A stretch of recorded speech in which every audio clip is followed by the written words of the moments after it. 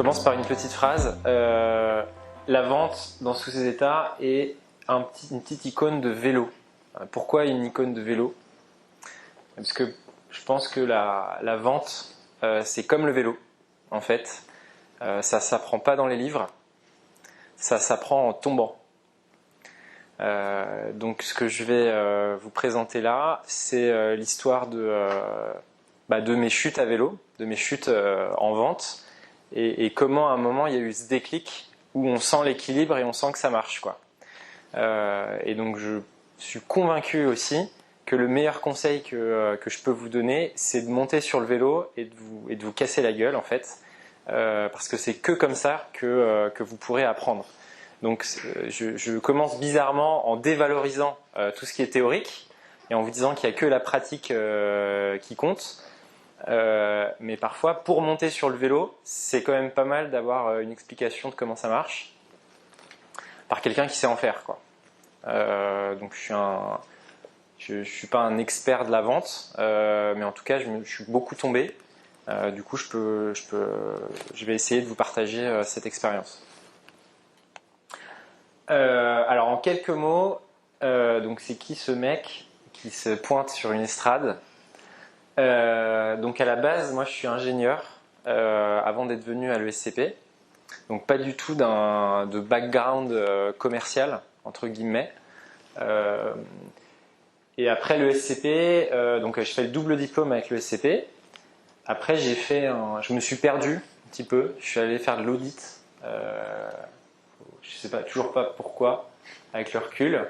Et très vite, je me suis rendu compte que c'était pas assez challengeant. Et donc, j'ai créé une start-up. Donc, cette start-up en question, c'est Simple et Beau. En quelques mots, c'est une agence web scalable. C'est-à-dire qu'on vend des sites internet à très grande échelle, comme le fait une agence web. Donc, ce n'est pas un outil pour créer votre site internet vous-même, ça il en existe plein. Non, c'est une agence qui crée le site internet pour le client, de A à Z, avec le référencement Google, etc. Sauf qu'on le fait de façon automatisée, semi-automatisée pour être plus précis, et donc on peut le faire à grande échelle. On en vend 200 par mois, et donc c'est intéressant parce que le marché du site internet, c'est un marché hyper concurrentiel. Donc la vente dans ce secteur, c'est un vrai enjeu. Quand j'ai dit à mes potes que j'allais faire un marché de sites internet, ils m'ont dit mais arrête, c'est saturé. T'as tout le monde qui sait faire des sites internet, t'as 15 000 outils pour faire des sites internet, il y en a même des gratuits. Tu vas jamais réussir à vendre un site internet. Bon. Et du coup, en fait, on s'est dit qu'il y a quand même une entreprise sur deux en France qui a toujours pas de site, une sur trois maintenant. Et c'était peut-être qu'il y avait quand même un marché, quelque chose à faire, une façon de vendre qui pourra fonctionner. On a la particularité d'être rentable grâce à la vente. Donc ça, c'est aussi un point essentiel. Quand on est rentable dans une entreprise, on est libre, on maîtrise son entreprise, on peut aller à la vitesse qu'on veut, on peut recruter qui on veut, on n'a pas besoin de virer des gens si jamais il y a un mois où ça va moins bien. Et donc la vente, ça permet ça, en fait. C'est quelque chose de noble. La vente, souvent, c'est associé aux salles commerciaux qui essayent de vendre des trucs, machin. Non, la vente, c'est l'autonomie, c'est la liberté, c'est le fait de gérer son entreprise comme on veut, en fait, quand on arrive à vendre. Et bien sûr, on est passé par l'incubateur de l'ESCP.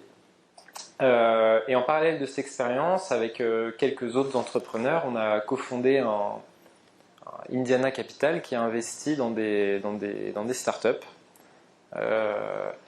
Et donc, nous, un des critères, c'est la capacité à vendre. Voilà, justement. Et je donne des cours en master spécialisé, où il y en a au moins un qui était là-bas. Voilà. Alors, la vente, c'est mal. C'est dur pour moi de rester en place. Normalement, je bouge partout. Donc, je reste devant le truc. La vente, c'est mal. La vente, en fait, c'est un domaine, comme je le disais un peu tout à l'heure, qui a une mauvaise image dans le monde de l'entreprise en général. Les commerciaux les salles commerciaux. Souvent, ils sont dénigrés, alors qu'en fait, c'est une dimension, c'est un domaine noble. Et je vous propose trois citations pour l'illustrer. La première quand même de Richard Branson. Ne perds jamais d'attention le cash flow, c'est ce qui permet à ton business d'exister. Donc le cash flow, c'est en partie la vente. Ça semble évident, hein, mais on l'oublie souvent. Deuxième, le succès d'une entreprise se mesure à 3 indicateurs: customer satisfaction, employee satisfaction and cash flow. Voilà. Donc il y a des grands entrepreneurs qui, on a beau avoir une vision, une grande mission, etc. Il faut vendre. Et enfin, le meilleur moyen de réussir, c'est d'arrêter de parler, d'arrêter de construire, d'arrêter d'anticiper et de commencer à vendre.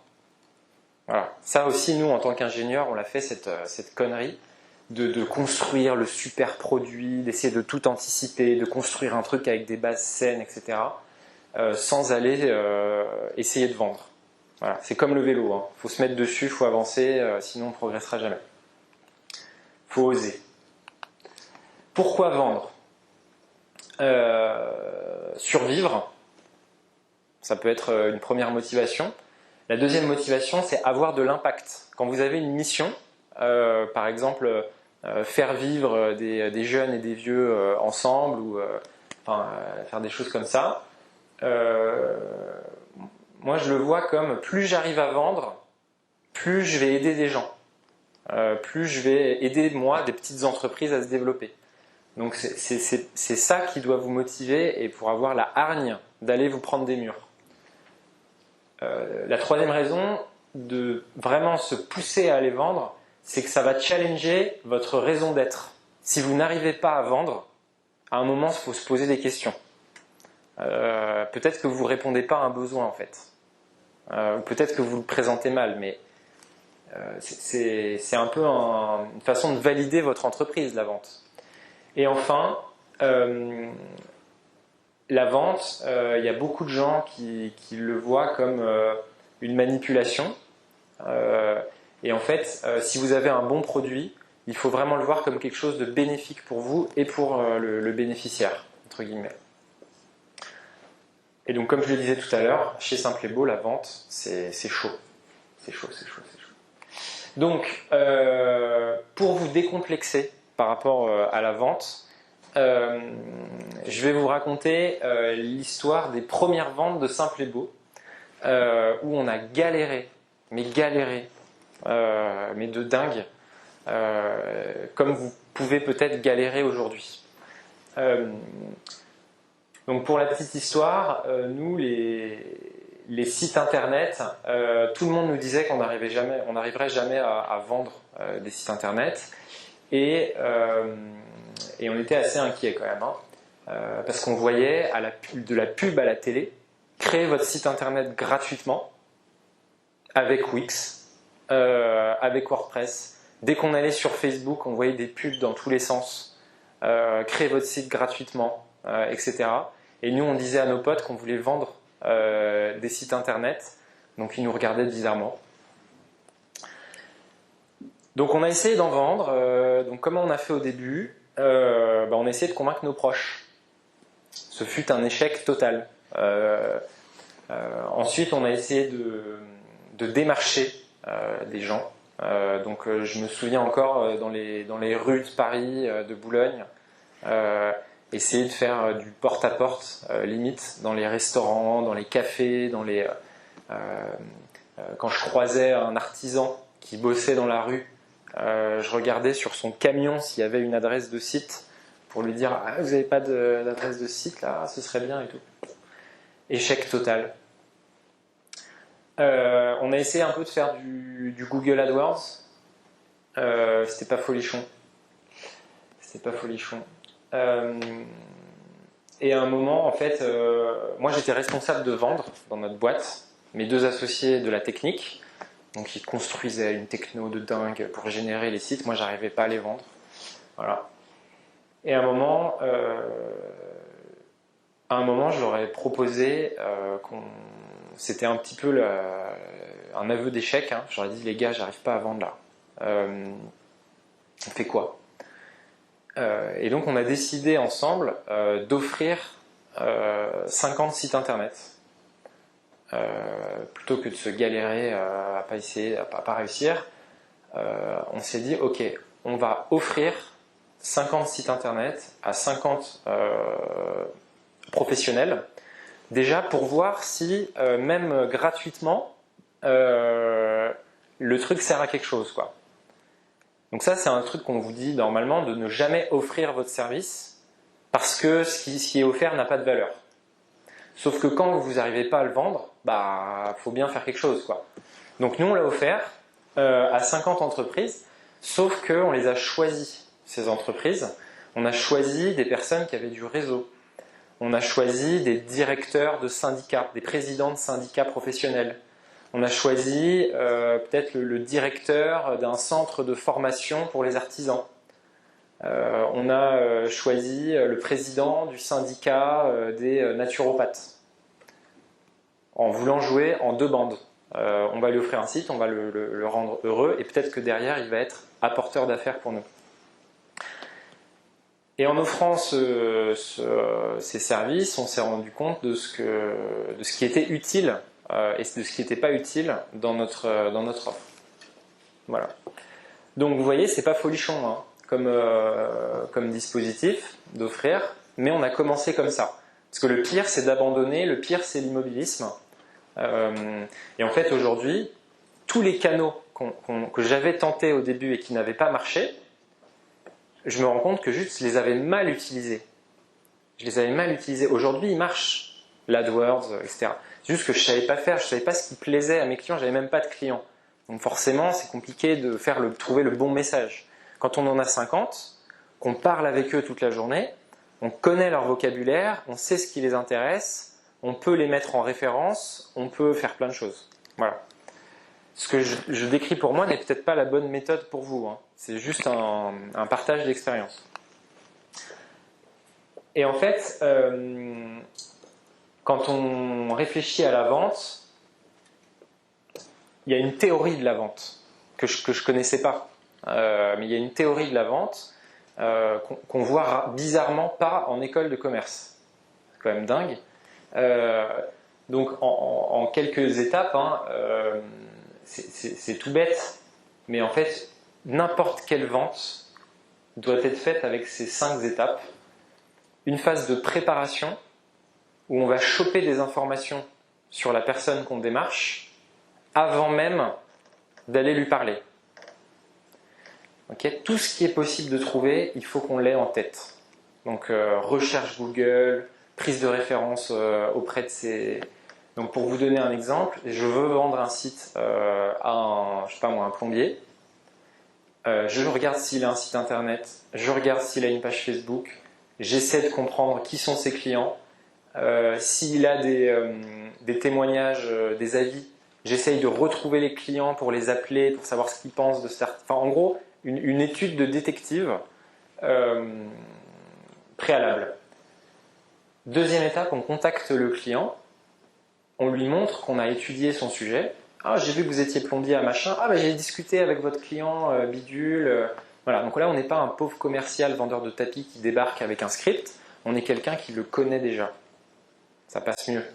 Phase découverte, ça veut dire on pose des questions dans le but de comprendre quels sont les problèmes du gars en face. Troisième étape, présentation de sa solution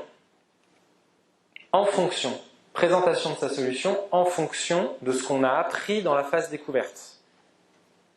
Ça a l'air, je ne sais pas si c'est abstrait ou pas, mais en fait, au début, moi je présentais ma boîte à peu près toujours de la même façon.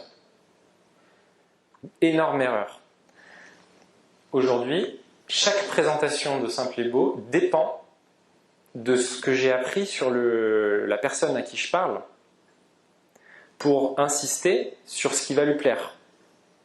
Mais ça, c'est possible que si on a fait une phase de préparation et une phase découverte.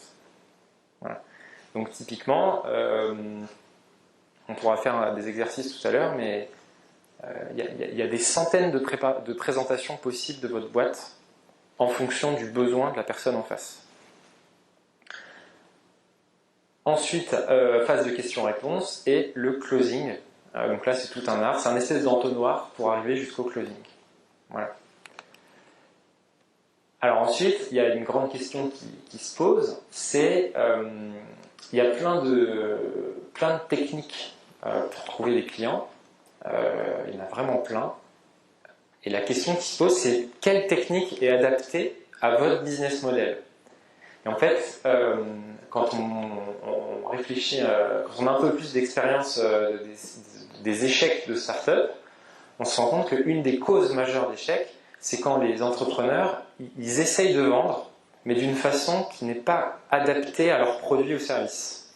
En fait, en fonction de votre panier moyen, en fonction de combien vous rapporte un client, vous pouvez vous permettre certaines techniques de vente ou pas.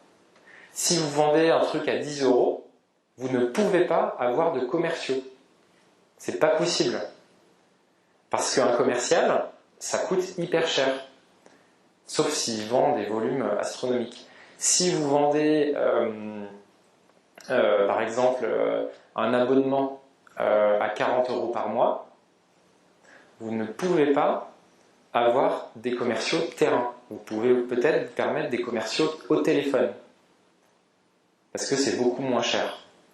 Si vous vendez un panier à plusieurs milliers d'euros par an, genre entre 1000 et 2000 € par an, vous pouvez vous permettre de d'avoir des SDR, on va voir ce que c'est. C'est des commerciaux qui déjà cherchent des opportunités et des commerciaux qui font le closing. On peut avoir deux types de commerciaux, les chasseurs et après les closers. Et si vous avez des paniers qui sont encore plus élevés, là vous pouvez peut-être vous permettre d'avoir des commerciaux terrain qui rencontrent les gens. Voilà. Donc là vous pouvez voir en fait le raisonnement c'est quoi? C'est on regarde le panier moyen de votre client, combien il vous rapporte. Du coup on en déduit votre marge. Je vous prends l'exemple de Simple et Beau. Nous notre panier moyen c'est il paye 50 € par mois le client. Donc par an ça fait 600 € de chiffre d'affaires. Sur ces 600 €, on va faire l'hypothèse que c'est que de la marge. C'est pas exactement ça, mais c'est pas loin. Du coup, on en déduit le CAC, le coût d'acquisition d'un client qu'on peut se permettre. Donc, si en un an je gagne 600 €, il faut que mon coût d'acquisition soit inférieur à 600 € quand même. Il faut que je gagne de l'argent la première année quand même. Donc 600 €. Et donc du coup, j'ai 600 € pour aller trouver un client. Je ne peux pas me permettre d'avoir un commercial terrain. Parce que ça va me coûter trop cher finalement. Okay, sauf s'il fait plein de ventes. Mais moi du coup, je peux me permettre des inside sales. Donc en bas, on voit un peu les différents types de techniques de vente. Première technique, le self-service. Donc pour les tout petits services à très faible marge, vous n'avez pas le choix, il ne faut pas d'humain, ça passe en ligne. Ensuite, vous pouvez avoir, si vous avez un panier un peu plus élevé, de l'inside sales, donc des commerciaux qui restent chez vous mais qui téléphonent seulement. Si vous avez un panier plus élevé, vous pouvez avoir des SDR, donc des commerciaux qui chassent plus des inside sales. Si vous avez un panier plus élevé, vous pouvez avoir des outside sales qui sortent rencontrer le client. Et enfin, si vous avez un super panier, là vous pouvez tout avoir en même temps. Voilà. Donc ça peut sembler évident, mais par exemple Vistaprint ne pourra jamais avoir de commerciaux pour aller vendre des cartes de visite, quoi. Alors, donc ceci étant dit, pour que les commerciaux puissent travailler, il faut leur générer ce qu'on appelle des leads, des prospects, des demandes entrantes.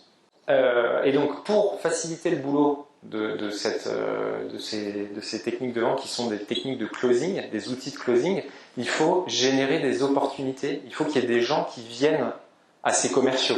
C'est quand même plus simple que de les laisser galérer à prospecter. Et pour générer en fait des demandes, il y a 16 techniques possibles. 16 techniques possibles qu'on va balayer très rapidement. Et en fait, en fonction de votre business, il y a des techniques qui sont adaptées ou pas. Donc ça, c'est plus l'expérience qui va... Et donc, je vous invite à réfléchir en fonction de votre business à ce qui vous semble pertinent.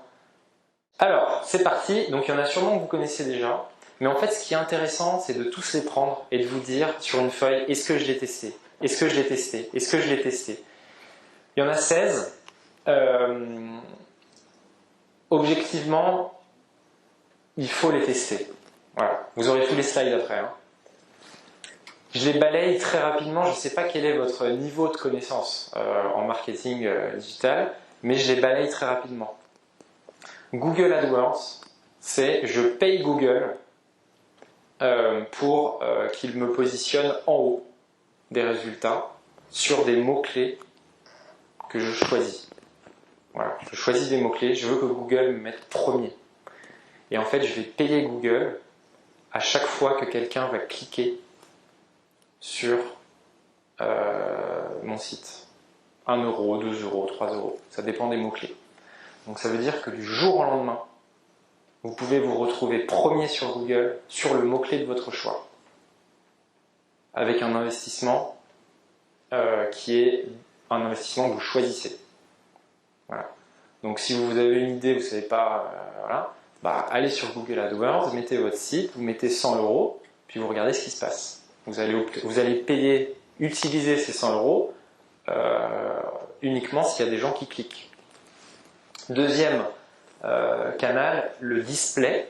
Donc le display, c'est en gros sur par exemple les réseaux sociaux ou autres, vous allez mettre une pub qui va arriver sous les yeux des gens, ça va s'afficher, display, alors qu'ils n'ont rien demandé. Hein.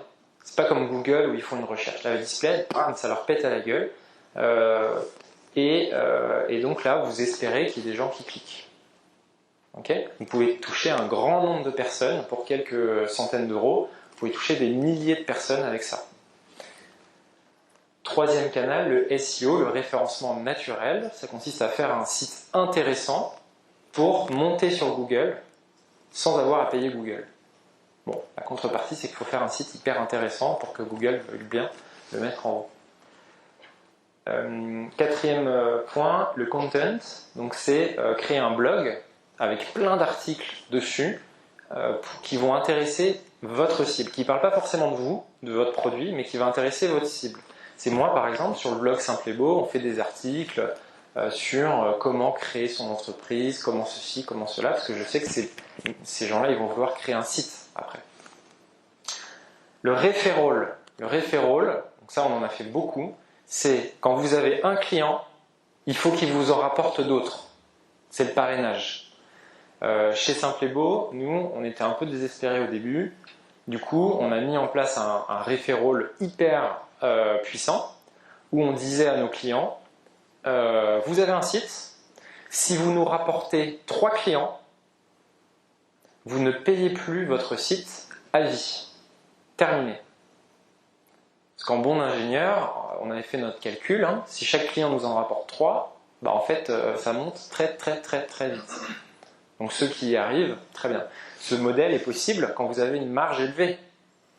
Forcément. Parce qu'en fait, sur 4 clients, bah, vous en avez 3 qui payent, parce qu'il y en a un qui est gratuit. Donc si vous avez une marge suffisamment élevée, ça roule, en fait, comme modèle. Donc nous, on a fait ça, et en vrai, ça a bien marché. Les outils gratuits hameçon. Donc là, c'est si vous avez une boîte de geeks, je ne sais pas s'il y en a beaucoup, mais bon.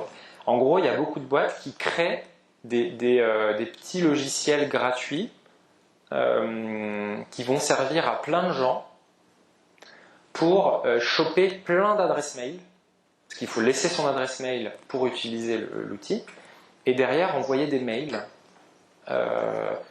pour présenter son service. Moi, par exemple, dans mon secteur, ça pourrait être un outil d'audit gratuit de site internet.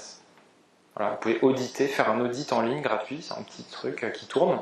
Vous mettez votre adresse de site, ça mouline et ça vous fait un rapport. Bah, dans votre secteur, il y a peut-être des trucs comme ça. La prospection dans le dur, ça c'est hardcore. Vous prenez votre téléphone et les pages jaunes et c'est parti quoi. Mais pour beaucoup de startups ça marche. Il faut juste trouver le bon script. Les médias traditionnels, BFM, compagnie. Bon, moi j'ai jamais été fan de ce canal parce que c'est pas hyper répétable. Par exemple, le référencement, on investit et après on a une source de clients permanente. Les médias, on est dans un média, une semaine après on n'y est plus. Hein. Donc faut refaire le taf. Le buzz, donc un truc différenciant, on pense à nos amis qui étaient dans la promo, les plombiers gentlemen, là, je sais pas si, qui apportaient une baguette en mode sexy boys. Voilà, ça fait parler, ça buzz, etc. C'est sympa. L'affiliation. Je ne sais pas si vous savez ce que c'est l'affiliation. En gros, c'est trouver d'autres entreprises. Nous, on en fait beaucoup. Trouver d'autres entreprises qui vendent déjà un truc à votre cible. Allez les voir et leur dire bon, écoutez les gars, vous avez déjà en client les gens à qui nous on veut vendre notre truc. S'il vous plaît, aidez-nous. Faites un mail à votre base là pour leur présenter ce qu'on fait. En échange, à chaque fois qu'on fera une vente, on vous donnera de l'argent. Ça s'appelle de l'apport d'affaires ou encore de l'affiliation. Et ça, c'est un canal qui est, enfin nous c'est 50% de notre acquisition parce que c'est un canal où il n'y a pas besoin d'avoir d'argent. Les revendeurs, donc des gens qui achètent et qui revendent en se faisant une marge, c'est différent de l'apport d'affaires. Là, ils achètent carrément et revendent. Les marketplaces existantes, donc si vous avez un produit Amazon, etc. Les salons, bon, j'ai jamais été fan de ça non plus. Les formations, donc il y a beaucoup d'entrepreneurs qui font une formation gratuite sur un sujet. Formation gratuite sur le feedback, 5 vidéos, livre blanc, machin. Donc forcément, tu attires tous les mecs qui sont intéressés par le sujet. Et puis dans ton contenu, que tu leur donnes gratos, tu fais ta pub, forcément. Puis tu mets un code promo pour que les gens y testent, quoi. 3 mois gratuits, ça. Communauté, on pense à nos amis de Life Mentor et Co. On crée un gourou sur un sujet qui va pouvoir fédérer un grand nombre de personnes autour d'une thématique et après essayer de leur vendre un maximum de choses. Voilà. Bon, les 3 règles d'or, c'est que ça sert à rien d'avoir tout au final. Il faut au moins, on peut tester plein de choses, mais au final, il faut en avoir 3 de ces canaux parfaitement maîtrisés. Parce que comme je le disais, par exemple l'AdWords, quand j'avais testé, ça marchait pas du tout. C'est juste que j'étais nul pour paramétrer la chose. Et en fait, en mettant vraiment du jus de cerveau, en essayant de se former sur le truc, on a fini par le faire marcher. Deuxième règle d'or, pour choisir lesquels on peut tester en premier, il faut déjà exclure ceux qui vous semblent aberrants pour votre secteur, tester tous les autres et aussi prendre beaucoup de conseils auprès des entreprises startups similaires. Et enfin, du coup, comment on fait pour choisir? C'est quoi l'équation pour savoir lesquels sont pertinents? C'est le cash disponible. Si vous n'avez pas beaucoup de cash, vous n'allez pas pouvoir faire la une du monde, quoi. La vitesse souhaitée. Donc, par exemple, il y a des canaux comme le référencement qui prennent beaucoup de temps. Donc, si vous êtes pressé, c'est pas le canal qu'il vous faut. La saturation ou non du canal. Donc, vos concurrents, est-ce qu'ils n'ont pas déjà tout bouffé quels canaux ils ont déjà enseveli, quoi. La pertinence par rapport aux produits et services et les compétences que vous avez. Si vous n'êtes pas un buzzman ou si vous n'êtes pas vous n'avez pas l'âme d'un gourou comme nous, on est plutôt tech, ingé, il faut plutôt s'orienter vers les canaux tech, ingé. À l'inverse, si vous sentez de faire des trucs, de vous mettre d'incarner votre produit, de vous mettre en avant, etc., Peut-être que la prospection dans le dur, le média traditionnel, le buzz, les salons et la communauté, c'est vos trucs, quoi. C'est quand même cool de se dire, ok, l'acquisition, la vente, en fait, c'est pas compliqué. On a un truc, une liste à tester, on y va. C'est parti, en 6 mois, on peut trouver nos top 3. Alors une question qui se pose, c'est quel outil utiliser pour vendre? Est-ce que c'est HubSpot, Pipedrive, je sais pas quoi, machin? Ma réponse à cette question, c'est que ce n'est pas un sujet avant d'avoir fait au moins 50 à 100 ventes. C'est pas l'outil qui va vous permettre de vendre, pas du tout. Nous, on était sur Excel jusqu'à 400 clients. Donc, il faut pas trop chercher des problèmes, quoi. Faut aller vendre. Voilà. C'est comme quand vous savez pas faire de vélo, changer la roue, ça va rien changer. Hein. Faut tomber, voilà, c'est tout. Donc, vous allez changer de toute façon à plein de reprises d'outils. Vous allez sûrement passer d'Excel à un truc assez simple comme Pipedrive, à un truc complet comme HubSpot et à un truc de dingue mais compliqué et hyper pas ergonomique comme Salesforce. Mais donc, c'est un sujet de riche, en gros. On va faire un petit point sur la levée de fonds, sur le financement. Nous, on a fait un choix qui était de pas trop lever de fonds. Et en fait, c'est un choix qui s'imposait un peu aussi à nous, parce qu'il n'y a pas beaucoup de business angels qui veulent investir sur une agence web. Avant que ça marche. Une fois que ça marche, alors là c'est bon, c'est la folie. Mais avant, il y a moins de monde. Et donc, ce que j'aimerais vous dire, vous partager, c'est que il y a un espèce de mythe autour de la levée de fonds. Parce que comme tout entrepreneur qui se respecte, vous êtes inscrit aux newsletters Madines, French Web, etc. Et qu'on vous présente en héros, en star, les entrepreneurs qui ont levé des fonds. Et donc, quand on est du côté investisseur, donc je le suis, mais de façon très humble et modeste, hein, je vois quand même, et mes amis entrepreneurs aussi, le dark side de la levée de fonds. Le dark side de la levée de fonds. Et souvent, ce dark side, il n'y a pas d'article dessus. Donc, via le slide suivant, j'aimerais démystifier la levée de fonds et vous dire tout le mal que j'en pense, malgré le fait qu'on ait levé des fonds 2 fois. On a levé des fonds 2 fois, mais dans de bonnes conditions. Et ça change tout. Le mythe de la levée de fonds. Trop stylé, la levée de fonds. Donc, en façade, qu'est-ce qu'on voit sur Madines? La start-up Super Carotte lève 1 million d'euros pour accélérer sa croissance et on voit les 3 fondateurs, bras croisés, le regard serein. Et tout le monde qui commente, bravo Michel, bravo Bidule, t'es un héros. Qu'est-ce qu'il y a derrière? La réalité, c'est ça. Bon, là je prends le regard pessimiste. Hein. Après, je mettrai de l'eau dans mon vin. La réalité, c'est que Michel n'avait plus suffisamment de cash pour survivre. Donc, il a dû lever des fonds. La réalité, c'est que les fondateurs ont cédé 25% de leur entreprise et ils ont accepté un pacte d'actionnaires parfois contraignant. Donc, ils ont cédé à des investisseurs un pouvoir de contrôle. Pour l'instant, tout va bien, mais dans 5 ans, les intérêts pourront probablement diverger.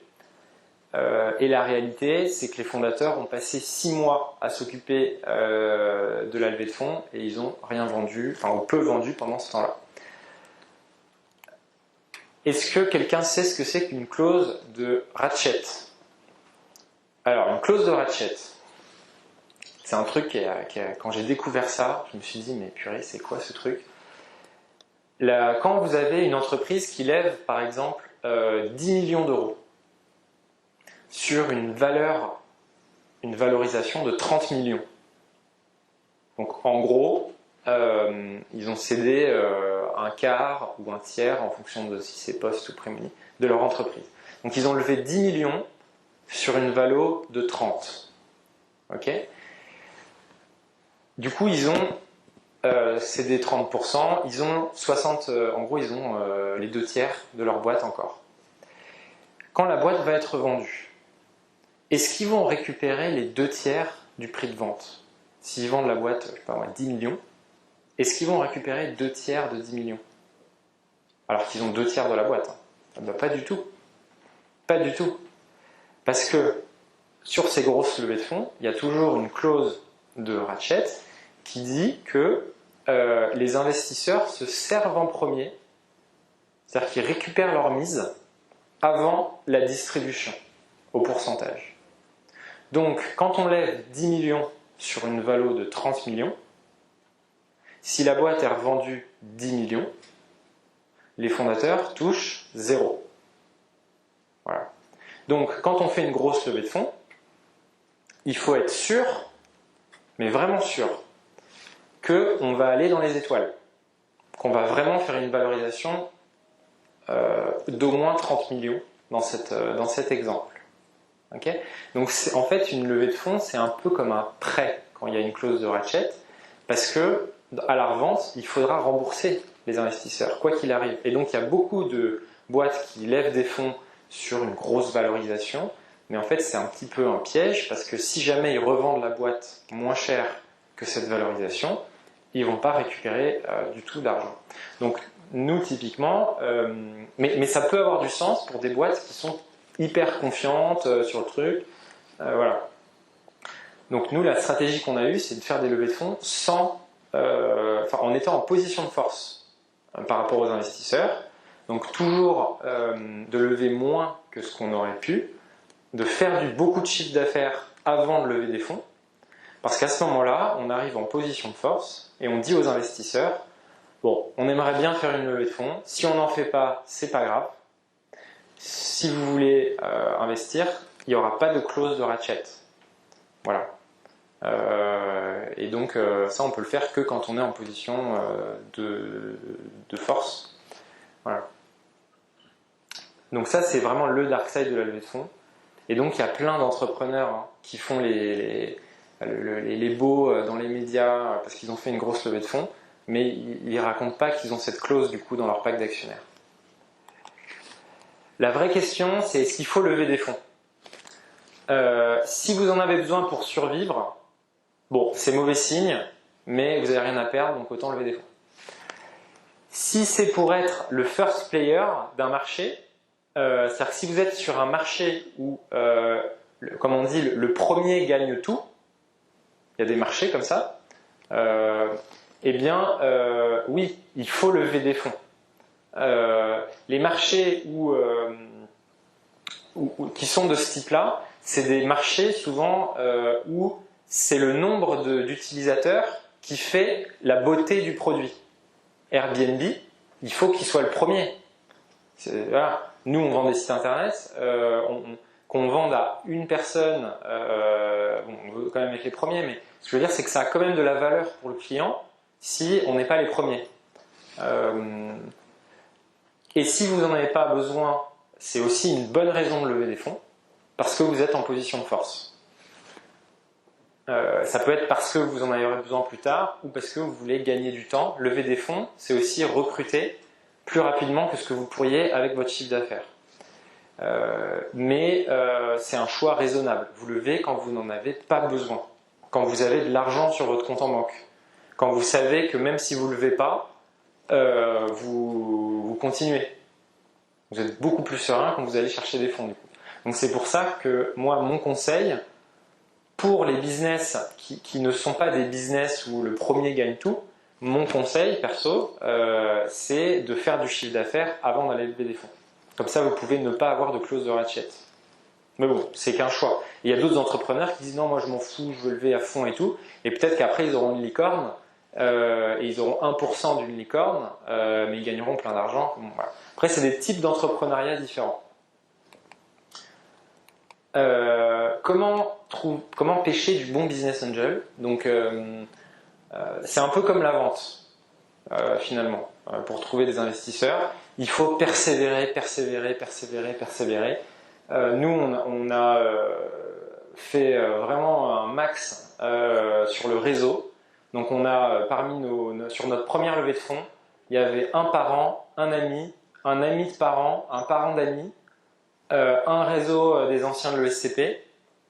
On est allé pitcher dans je sais pas combien de dizaines de concours de pitch, d'écoles, de trucs de bidule. On en a chié, mais finalement il y en a deux qui étaient chauds.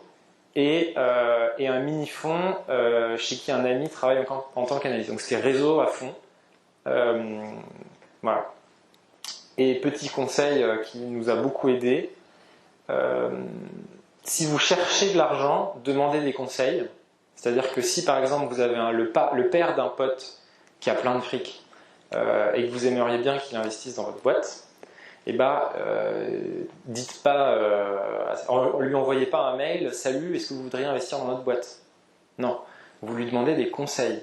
Vous lui écrivez, hello machin, j'ai vu que tu cartonnes dans ton activité actuellement. Moi je me lance, j'aimerais énormément avoir de tes conseils. Est-ce qu'on peut déjeuner ensemble? Le mec est valorisé, il va accepter de déjeuner avec vous.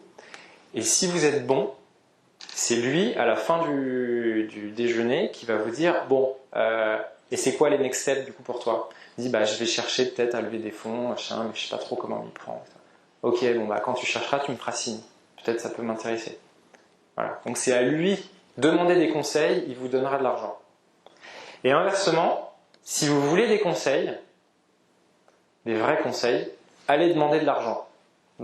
Chez des Kima, ou des vrais investisseurs. Là, ils vont nous, ils nous ont défoncé. Mais c'est des super conseils. C'est des super conseils. Donc, si vous cherchez de l'argent, demandez des conseils. Si vous cherchez des conseils, demandez de l'argent. Merci beaucoup. C'était excellent. Exactement le type de choses qu'on avait envie de partager avec les entrepreneurs. Je voulais te poser quelques questions un peu pour globalement la plupart des personnes qui vont regarder cette vidéo sont des entrepreneurs qui se lancent et souvent la première question c'est vraiment le par où commencer. Donc peut-être pour venir un tout petit peu aux origines de Simplevo, j'ai plusieurs questions. Alors par rapport à la levée de fonds, la première chose c'est très souvent des entrepreneurs qui commencent vont se dire pour commencer j'ai besoin d'avoir de l'argent. Donc cette question de la levée de fonds va justement précéder toute idée d'avoir un produit à vendre et de faire du CA. Donc quelque part toi, au niveau de Simplevo, comment tu as fait au début pour pouvoir te lancer avec ou sans argent?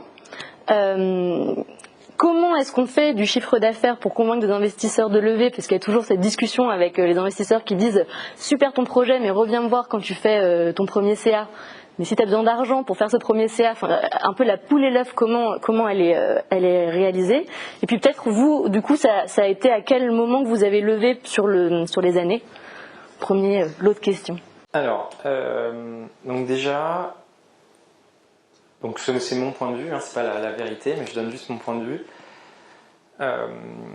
Qui réussit à lever des fonds sans faire de chiffre d'affaires, sans avoir des métriques importantes, ce sont les entrepreneurs qui ont déjà réussi.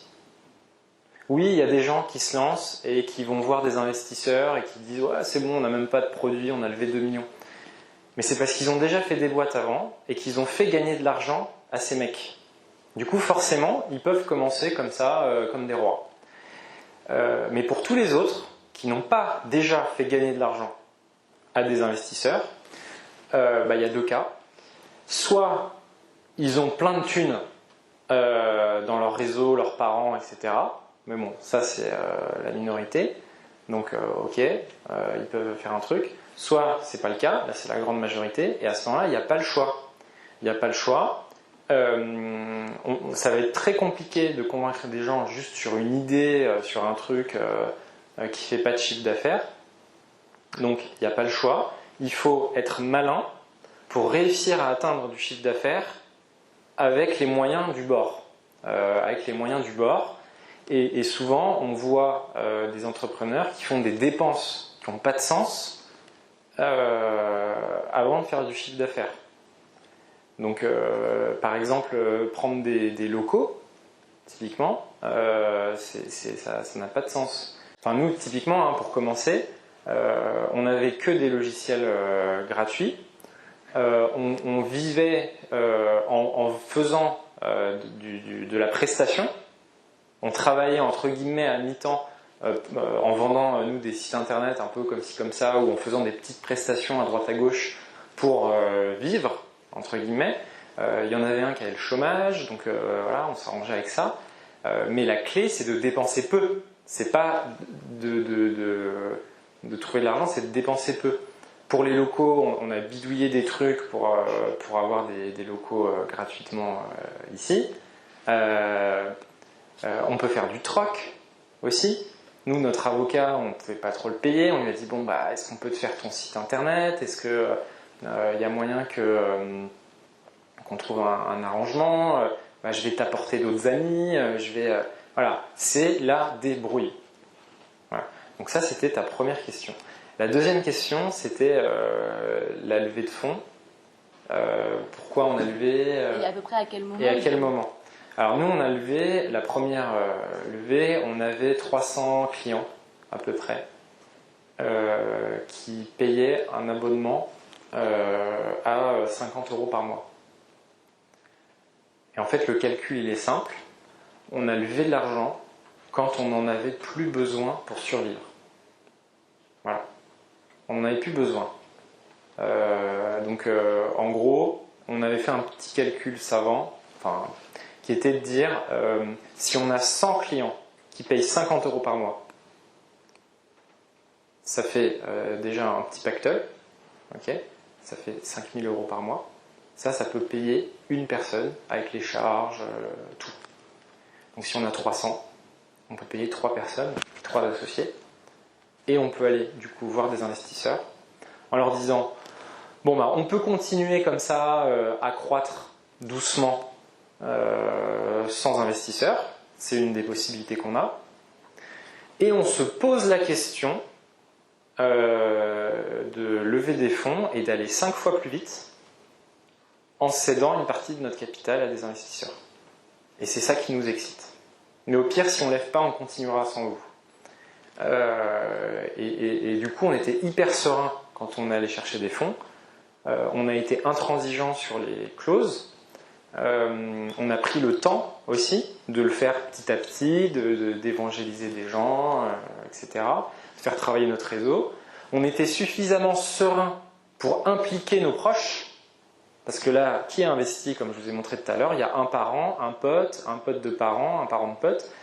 Quand vous investissez vos proches comme ça, si on ne faisait pas de chiffre d'affaires, j'aurais jamais osé, par peur de nuire à notre relation, leur demander d'investir.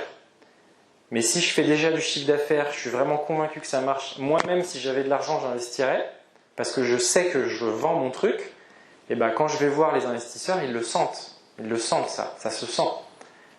Et quand on leur dit qu'il y a des potes, des parents de potes, des parents machin qui chacun ont mis 5 000, 10 000, parce que honnêtement, je reprends la casquette investisseur.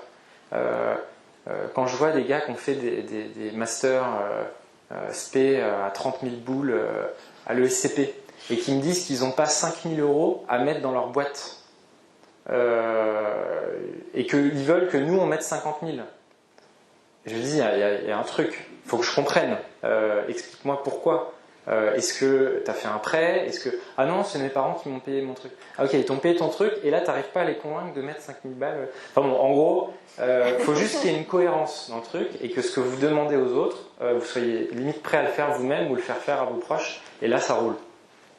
Voilà.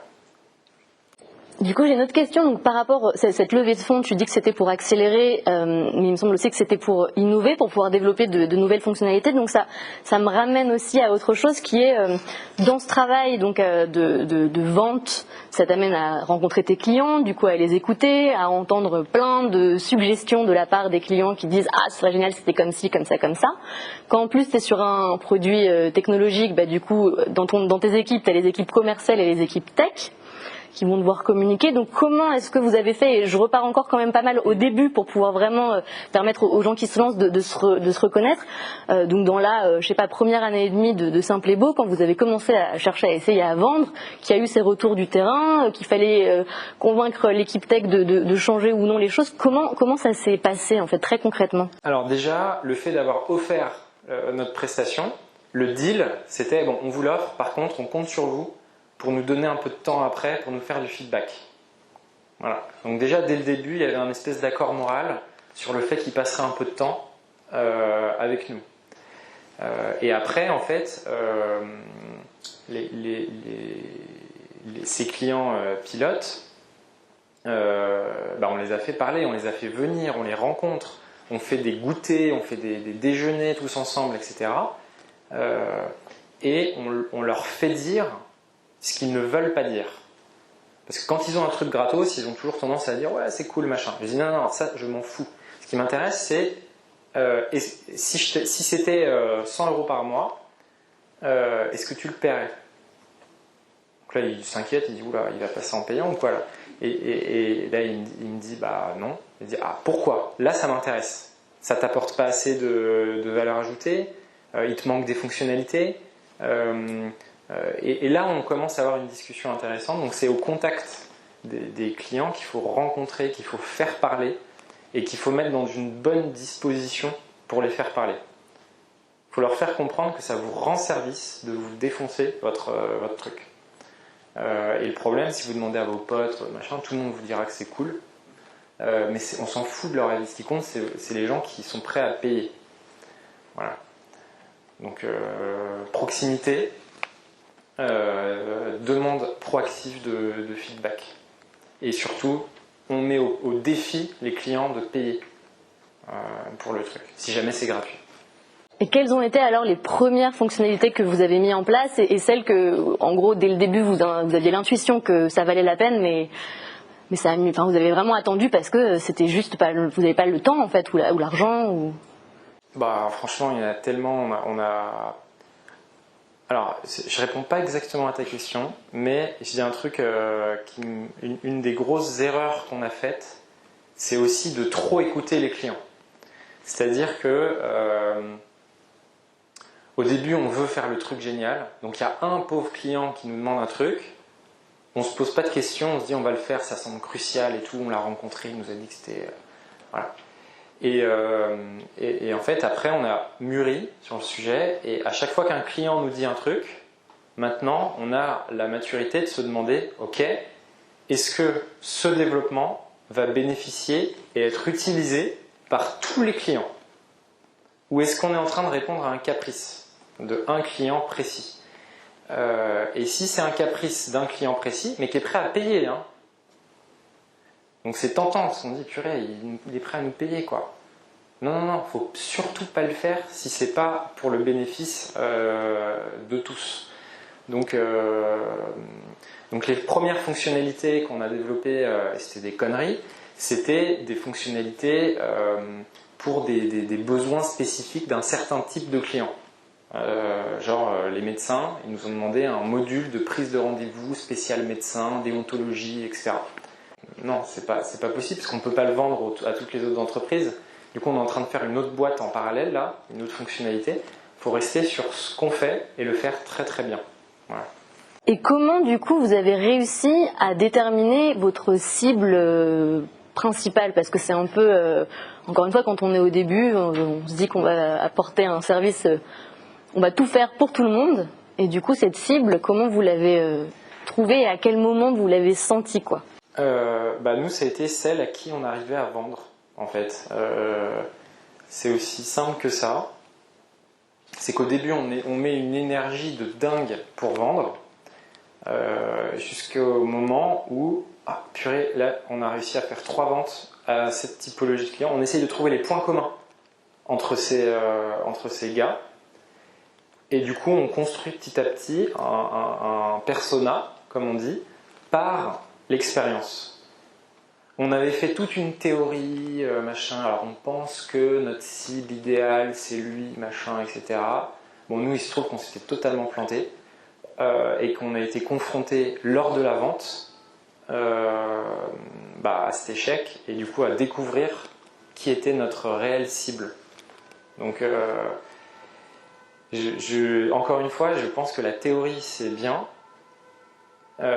mais pour savoir par quelle porte passer, il faut essayer de toutes les ouvrir. Et puis à un moment, il y en a une qui va avoir énormément d'énergie. On teste tout et là où ça marche, on fonce, quoi. Faut pas trop anticiper, etc. On bombarde. Enfin, moi perso, j'ai pas réussi à anticiper ce qui allait marcher. C'est intéressant, tu penses quoi de ces modèles où effectivement il faut déterminer la persona avant de se lancer, imaginer comment elle vit, etc. C'est quelque chose qui... C'est comme les maths, c'est-à-dire que c'est hyper utile pour façonner le cerveau et pour, une fois que ça marche, avoir compris pourquoi ça a marché. Et du coup essayer de le répéter, essayer de modéliser finalement, de comprendre ce qu'on a réussi en fait. Mais je trouve ça extrêmement, enfin moi en tout cas, on n'a pas réussi chez Simple et Beau à le faire en amont. C'était genre à chaque fois compliqué quoi. Peut-être qu'avec l'intuition, l'expérience sur un marché, on le développe, mais au début c'est extrêmement dur. Nous par exemple, on était convaincus qu'à un moment notre cible idéale c'était par exemple les avocats, parce qu'ils ont de l'argent. Parce qu'ils ont le droit de communiquer depuis pas longtemps, parce que ils ont besoin d'un site internet ils sont très sur la réputation, etc. Donc on était convaincus que c'était par là, parce que ça cochait toutes les cases. Voilà. Sauf qu'en fait, quand on passe à la vente, on se rend compte que l'avocat, il a une secrétaire, que la secrétaire, son boulot, c'est de filtrer les commerciaux, que l'avocat il n'a pas le temps de nous répondre, qu'il a beau avoir le droit de communiquer dans sa tête, il est encore il y a 10 ans où en fait il pense que communiquer c'est mal parfois, et à l'inverse d'autres cibles, les artisans du bâtiment qu'on pensait totalement fermés au digital, en fait ça se vend comme des petits pains. Voilà. Mais c'est l'expérience de la vente qui nous l'a montré. J'ai une question sur le marketing digital. Je me souviens que quand tu étais mentor de Davai, notamment parmi les échanges que tu avais avec eux, c'était, ce que tu partageais en tout cas sur le marketing digital, c'était une approche assez intuitive par rapport à ces potentiels, donc je pense à Facebook Ads ou Google Ads, etc. Et non pas le suivi d'une recette qui donnerait forcément la bonne manière de faire. Comment tu vois à quoi je fais référence? Comment ça se passe? Quelle est ton approche en fait du marketing digital? Alors le marketing digital, donc comme je le disais, faut prendre les 16 canaux, faut prendre les critères, et dans les critères il y a une part d'intuition, hein. Le gros critère, c'est est-ce que ça correspond à votre business. Bon, ça c'est hyper subjectif et c'est beaucoup d'intuition, d'expérience. Donc pour ça, il faut discuter avec plein d'autres entrepreneurs, je pense, qui attaquent la même cible pour d'autres produits, d'autres services, et leur demander et toi, pour cibler cette cible, tu fais comment? C'est quoi qui marche? C'est quoi qui marche pas? Et quand par exemple, je vous donne un exemple tout bête, mais quand on a un business très visuel, par exemple on fait je sais pas moi, un produit avec un super design, etc., Instagram ça a du sens. Quand on fait du B2B, on vend à des entreprises, c'est un peu bizarre d'aller sur Facebook, faut mieux aller sur LinkedIn, parce que statistiquement ils vont passer beaucoup plus de temps sur LinkedIn, nos cibles, que sur Instagram ou Facebook. Donc il y a une certaine intuition, mais qui est assez logique, hein, finalement, à avoir pour prioriser les canaux. Voilà. Et par rapport aux métriques que si tu utilises, comment tu vas comprendre toutes les métriques derrière dans le back-end de Facebook ou de Google, où tu vas avoir plein d'informations sur est-ce que les gens ils sont restés sur ton site, ils ont quitté ton site, etc. Est-ce qu'il y a vraiment une science de ça, ou est-ce que encore une fois c'est la pratique qui te... Alors il y a une science, mais qui est hyper balèze à mettre en place. C'est-à-dire que y a des outils qui permettent de tout traquer et de savoir grâce à quoi les ventes ont été faites. Mais le problème, c'est que c'est toujours un petit peu flou, parce que le client, il nous a vu dans un mail, après il nous a vu sur Instagram, et puis après, si on fait plusieurs trucs en parallèle, c'est la notion de l'attribution du client à un canal qui n'est pas si évidente que ça, en fait. Et donc, une méthode qui peut fonctionner, c'est de les faire un par un, ceux pour lesquels vous avez une bonne intuition, pour voir ce que ça donne. Mais le problème, c'est que parfois, c'est la combinaison de plusieurs trucs qui marchent. Par exemple, nous, sur la création de site, si on fait de l'AdWords tout seul, ça marche pas très bien. Parce que les gens, quand ils pensent à faire un site, ils tapent créer un site, ils cliquent, mais c'est une réflexion un peu long terme. Par contre, si on fait de l'AdWords et qu'après, on fait du retargeting sur les gens, c'est-à-dire que les gens qui ont cliqué sur Facebook, dans les 2 semaines qui suivent, ils ont notre pub qui arrive comme ça, à un moment, ça va marcher, la combinaison des deux. Donc c'est compliqué en fait. C'est compliqué. Donc oui, c'est une science, on peut essayer de mesurer pour être un peu moins dans le flou, etc. Mais c'est aussi, je pense, beaucoup d'expériences de start-up qui sont sur le même secteur, qui ont, eux, beaucoup d'avance et donc beaucoup d'outils de mesure que vous ne pouvez pas vous permettre aujourd'hui. Et il faut discuter avec ces gens-là pour pas refaire leurs erreurs et partir directement dans la bonne direction, un peu à l'aveugle, à la confiance, quoi. Mais ça, c'est de la semi-science, quoi. J'ai 3 dernières questions. Qu'est-ce que tu penses du growth hacking et de tout ce qui est scrapping assez à la mode, où souvent pareil, quand on commence, on a tendance à se dire ok, je vais scroller LinkedIn, je vais tout scroller, je vais envoyer des mails massifs. Est-ce que c'est quelque chose que tu as déjà fait? Est-ce que tu penses que ça fonctionne? Tu as un point de vue dessus? Alors nous, on est très RGPD friendly. Enfin, en gros, on a la chance d'avoir un directeur technique et une équipe en sens large qui veut vraiment faire les choses de façon hyper éthique, parce qu'on veut construire une marque. Donc, et on a beaucoup d'empathie. C'est-à-dire, on se met à la place des cibles et on dit, est-ce que nous, on aimerait à leur place être démarché par téléphone par un mec qui veut te vendre un truc que tu connais pas ni d'Ève ni d'Adam? Non, la réponse est non, donc on ne va pas le faire. Est-ce qu'on aime recevoir des mails d'un gars à qui j'ai jamais parlé ni d'Ève ni d'Adam, on ne sait même pas comment il a trouvé mon adresse mail? Non, la réponse est non. Donc ça, c'est la réponse de base. Mais après, on peut être malin. C'est-à-dire le gros hacking, c'est pas que des trucs de pirates comme ça. Ça peut aussi être des trucs très malins et que j'aime recevoir moi-même.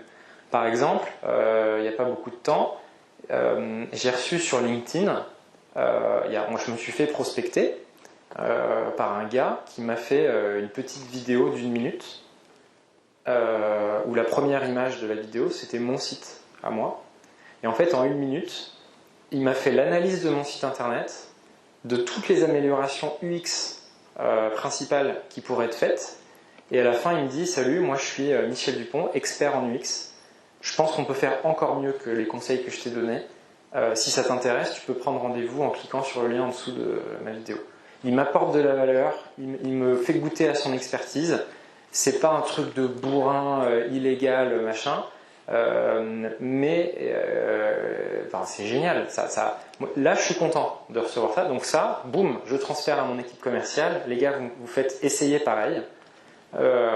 Faites des audits de sites internet, comme ça, en vidéo. Donc, pour moi, la clé du gros hacking, c'est l'empathie.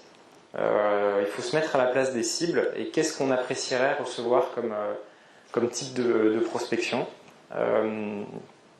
Moi, le gros hacking, je le vois plus, non pas comme une matière technique, je le vois comme une matière justement d'être malin. Non pas par la technique, mais par la méthode. Ou le gros hacking, par exemple, faire un partenariat avec... penser à à faire de l'affiliation avec un syndicat professionnel. C'est une forme de gros hacking si on veut, parce que tous les autres l'ont jamais fait. C'est pas technique, c'est pas illégal, c'est pas je sais pas quoi, mais ça peut être considéré comme du gross hacking. Voilà. Donc encore 2 questions. Il y a beaucoup de solutions aujourd'hui qui existent. Quelqu'un qui veut faire un site, il peut aller sur pas mal de sites internet français, internationaux pour le faire. Aujourd'hui, comment est-ce que vous vous êtes différencié spécifiquement en fait si on utilise Simplebo, c'est parce qu'on va chercher quel type d'accompagnement? Et éventuellement, comment vous êtes arrivé à cette spécificité? Alors en fait, pour créer un site internet, il y a des milliers d'outils pour le faire. WordPress, Wix, etc. Shopify, PrestaShop. Et en fait, nous, on n'est pas un outil. On n'est pas un outil. On est un service. On fait le travail pour le client. Donc c'est pas du tout la même promesse. On ne dit pas au client, tiens, je te donne ce logiciel et tu te débrouilles. Nous, ce qu'on dit au client, c'est pas ton métier, t'as pas le temps, tu veux que ce soit fait par des pros. Ok, on est là pour toi. T'as juste à répondre à nos questions et on fait le travail pour toi de A à Z. Sauf qu'en interne, on a des super outils un peu automatisés qui nous permettent de le faire beaucoup moins cher qu'une agence web, qu'un consultant traditionnel. Voilà. Donc on fait le taf pour le client, on ne lui demande pas de le faire. Voilà. Et c'est ça qui nous distingue, c'est qu'on aspire à être la plus grande agence web d'Europe. Voilà. Mais on n'est pas un outil, on est une agence web. Ça fait peur aux investisseurs. Agence web, ils pensent pas scalable, humain, plein de salariés, etc. Non, on est une agence web scalable. Voilà. Donc c'est comme ça qu'on se distingue. Et ça, c'était décidé dès le début ou ça s'est déterminé Non, ça s'est déterminé petit à petit. Hein. Donc il y en a beaucoup qui vous diront oui, c'était notre vision, machin. Nous, ce qu'on voulait, c'était survivre, vendre des sites internet. Donc on s'est mis à vendre des sites internet. Au bout d'un moment, on en avait marre de faire 50 fois la même chose. Du coup, on a automatisé. À un moment, on s'est dit, ah ouais, quand même, si on automatise, c'est vrai qu'on peut faire un volume de dingue et tout. Et petit à petit, on a construit cette vision. Mais nous, on a foncé par la vente. Vente. On réfléchira en gros à notre baseline de logo plus tard, à notre grande vision sur Madines plus tard. Commençons par faire du chiffre, à rendre des clients contents, et après on en déduira ce qu'on est en fait. Mais pour l'instant on avance quoi. Voilà. On veut faire du chiffre d'affaires, on veut vivre en étant entrepreneur. Et du coup, j'arrive à ma dernière question. Si tu peux nous parler un peu de cette aventure entrepreneuriale, elle a commencé à 3 et puis maintenant vous êtes plus d'une 50aine. Est-ce que tu peux nous parler un peu de dans tout ce que tu nous as raconté, quelle est la part de collaboration entre associés, qu'est-ce que ça implique aujourd'hui comme management d'équipe et comment est-ce que tu fais pour que quelque chose que je retrouve très souvent quand j'ai l'occasion de venir dans tes locaux, c'est que quelque part tous tes collaborateurs sont un peu des commerciaux de Simplebo. Enfin, votre attention aux clients, elle va au-delà. C'est une attention aux collaborateurs, une attention aux partenaires. C'est tout un état d'esprit en fait que vous avez mis en place. Je veux bien que tu conclues un peu là-dessus. Alors oui, effectivement, nous on a une de nos grandes valeurs, ça peut sembler un peu pipeau comme ça, mais c'est la bienveillance. Et en fait, on a toujours été hyper bienveillants entre nous, entre fondateurs, avec les salariés, avec les clients. Et parfois, il y a des choix à faire dans une entreprise. Par exemple, à un moment, il faut faire un choix entre le chiffre d'affaires et la bienveillance. À un moment, il faut faire un choix entre se débarrasser de quelqu'un un peu salement et la bienveillance. Il y a toujours des choix à faire et on a toujours fait celui de la bienveillance. quitte à être une boîte de bisounours, en fait, avec tous les défauts que ça implique. Et cette notion de bienveillance, elle évolue aussi. Quand on était plus jeune, on pensait que la bienveillance, c'était d'avoir un baby-foot, d'avoir des cacahuètes, des fruits dans les locaux et de prendre des bières avec les salariés. Pour nous, c'était ça la bienveillance pendant les premières années. Et après, on a mûri et on s'est rendu compte qu'en fait, la bienveillance, ça, c'était la bienveillance de niveau 0, quoi. La bienveillance de niveau 1, de niveau plus élevé, c'est une bienveillance exigeante. C'est comme les parents, en fait, quelque part. C'est quelqu'un qui dit oui à tout, machin, tiens, plein de bonbons, plein de trucs. C'est pas la vraie bienveillance, ça. La vraie bienveillance, aujourd'hui, telle qu'on la voit, parce qu'on a mûri, c'est de faire du vrai feedback aux gens sur comment ils peuvent s'améliorer, quand il y a une critique à faire, de la dire, mais de façon claire, nette, précise, sans épargner la personne en face, mais qui sentent que c'est tellement amené dans le but de le faire progresser que c'est de la bienveillance. Voilà. Et donc c'est cette notion de bienveillance qu'on essaye de cultiver chez Simple et Beau. Et ce qui est sûr, c'est que les fondateurs, leur attitude se propage dans l'entreprise, surtout quand on recrute des juniors. Quand on recrute des juniors qui n'ont jamais bossé dans une boîte, leur modèle, c'est vous, en fait. Leur modèle de salariés, de personnes professionnelles. Et donc, c'est hyper important d'inspirer les gens en agissant tel que vous voudriez qu'ils agissent. Mais c'est que des petits trucs. Mais c'est des notions de base, mais il faut vraiment agir comme vous voulez que les gens agissent. C'est pareil, c'est un peu la même notion que les histoires de gros hacking, RGPD, machin. C'est toujours pareil. Je sais pas si j'ai répondu à ta question. Et du coup, ça se retrouve dans les échanges avec les clients que vous avez, toute cette éthique-là. Ouais, ça se ressent dans les échanges, dans les avis clients qu'on a tous les jours sur Google ou sur Trustpilot. Et aujourd'hui, en fait, ça se transforme. C'est-à-dire que, je ne sais plus combien, on a peut-être 1500 avis positifs sur Internet un peu partout. On nous traitait de bisounours avant, les commerciaux, les vrais, qui eux faisaient du porte-à-porte pour vendre des sites internet et qui cartonnaient à l'époque, sauf que leurs clients se barrent au bout de 12 mois. Aujourd'hui, c'est toujours le pari du long terme, en fait, la bienveillance. Donc ça dépend vraiment de votre modèle, encore une fois. Nous, on a toujours misé sur la relation long terme avec nos salariés, avec nos investisseurs, avec nos clients, avec nos cofondateurs. Et il y a d'autres entrepreneurs que je respecte totalement, qui font un tout autre pari et qui veulent, on lève des fonds, on croit, on prend des risques. Au pire, on se plante, on aura appris plein de trucs. Mais c'est plusieurs types d'entrepreneuriat. Il n'y a pas de jugement de valeur.